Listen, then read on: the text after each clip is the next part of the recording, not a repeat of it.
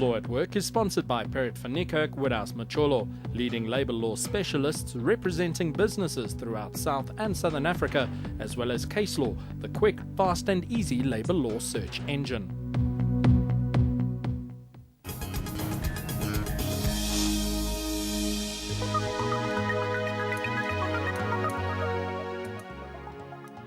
Hello, I'm Simon Coleman and welcome to The Law at Work.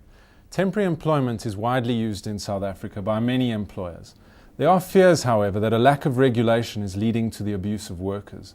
Joining me in the studio to discuss the issue is John Botha, the COO of the Confederation of Associations in the Private Employment Sector. Welcome, John. Thank you, Simon. John, before we get into the nitty-gritty as such, could you just talk a little bit about the nature of temporary employment? What is it? Simon, temporary employment services are an international phenomena. It's where a company would make a strategic decision to focus on its core business. You're probably aware that managers spend close on 40% of their time looking after human resources matters. Right. So what it really does is it frees up the client's management to focus on growing their business. Okay. So it's a strategic initiative. By the same token, Simon, what it also does is it provides a very flexible cost structure for organizations. Human resources being a very big cost item on the expense budget, then allows companies to match their cost with their revenue streams. So it's a very competitive strategic decision. Okay, how widely is this used in South Africa? It's a very widely used business opportunity and a business strategy. In South Africa, we have more than 3,000 temporary employment services, placing, just within the services sector, placing more than 400,000 temporary workers on any particular day. And Simon, we believe that if you look at the other industries and the other sectors, you could probably double that. So we're looking at close on 4% of the economically active population being placed through this industry. Absolutely. Yeah. Why is there this concern? You heard when I made my opening remarks there are some fears that perhaps workers are being abused. Is there any truth to that? What is the concern? Simon, I think every industry has fly-by-night operators, and I don't think we're any different to that. We have fly-by-night operators. And the Bucky Brigade, I think. The Bucky Brigade, yes. Yes. And we certainly don't tolerate that kind of conduct. The industry's self-regulated itself for more than 3 decades. Right. And we currently at NEDLAC, we're busy negotiating what we call co-regulation. We're working very, very closely with CASATU, with FEDUSA and the other trade unions, NACTU, yes, and also with government. And we're very positive that within the next 12 to 18 months, we'll have a co-regulatory statutory right to regulate. John, I think sort of post 1996, just after the new regulations and new legislation came out, there seemed to be a perception by some employers perhaps that they could avoid some of their responsibilities under the law by using temporary employment services. Is that a practice that still goes on today? Simon, I think that as I said at the outset, I think it's primarily a strategic decision that companies make to outsource. Labour law places the full obligation for compliance with labour law primarily on the temporary employment service. Right. So temporary employment services fulfill a very sophisticated role. They've got to comply pretty much with all the labour laws. Yes. And there are also instances where if the temporary employment service doesn't comply, it places the client in a position of liability, joint and several liability. So we believe the regulatory framework is adequate. What we're really pushing for is regulation of the industry with our social partners. Let's talk about those regulations. CASATU had some criticism of the industry a little earlier in the year. And there was some talk of a 3-month restriction in terms of somebody becoming permanent after that time. Can you comment on that? Simon, yes. The 3-month restriction on temporary employment, first of all, is no longer the issue. At NEDLAC, we've moved significantly away from that. We've been engaging with trade unions around that. The comment that I have around that particular issue is twofold. First of all, we see in South Africa, we have the 2010 project, we have the Gautrain project, and quite frankly, a 3-month limitation on temporariness is not going to meet the real business needs in respect of that. Absolutely. I think anyone can see that. What we need to do with our social partners and say, what is it that's worrying you about this particular fixed-term contract?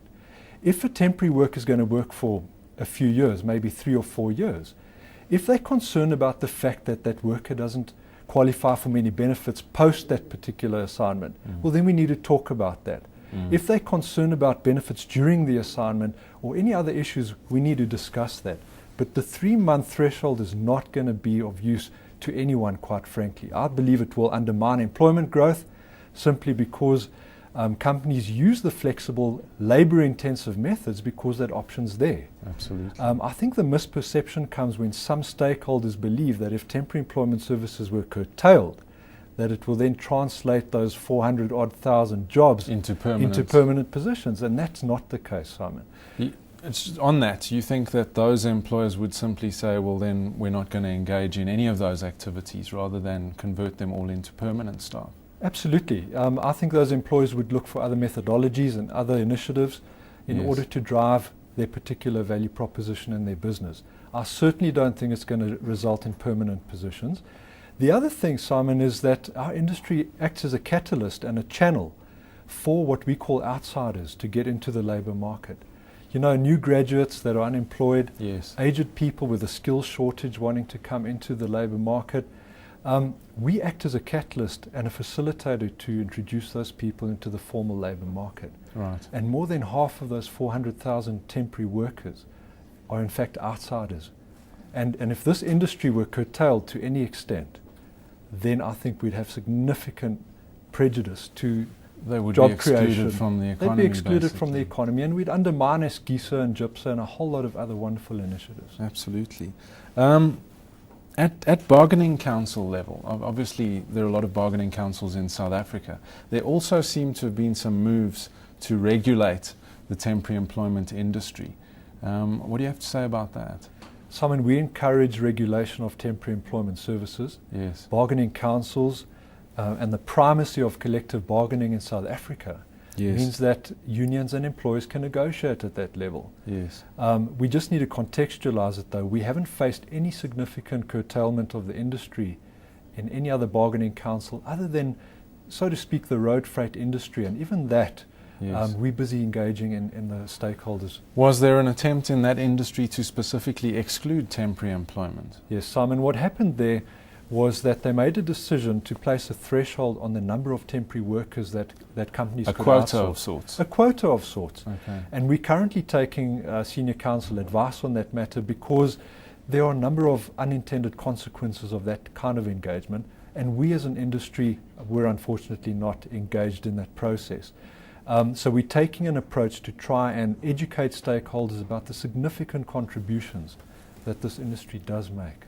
And how is that going? I mean, are you making any inroads there? Absolutely. Our industry's formed unbelievably strong alliances with Business Unity South Africa. We're members of BUSA. The unions have been unbelievably open-minded about this. And at NEDLAC, I believe we're moving forward. We meet with the Minister of Labour regularly. He certainly has lent us his ear, so to speak. And I think we need to look for a balanced solution, and I believe we'll get that solution. Excellent. John, thank you very much for joining me in the studio. Thank you. To you at home, we'll see you next week. Goodbye.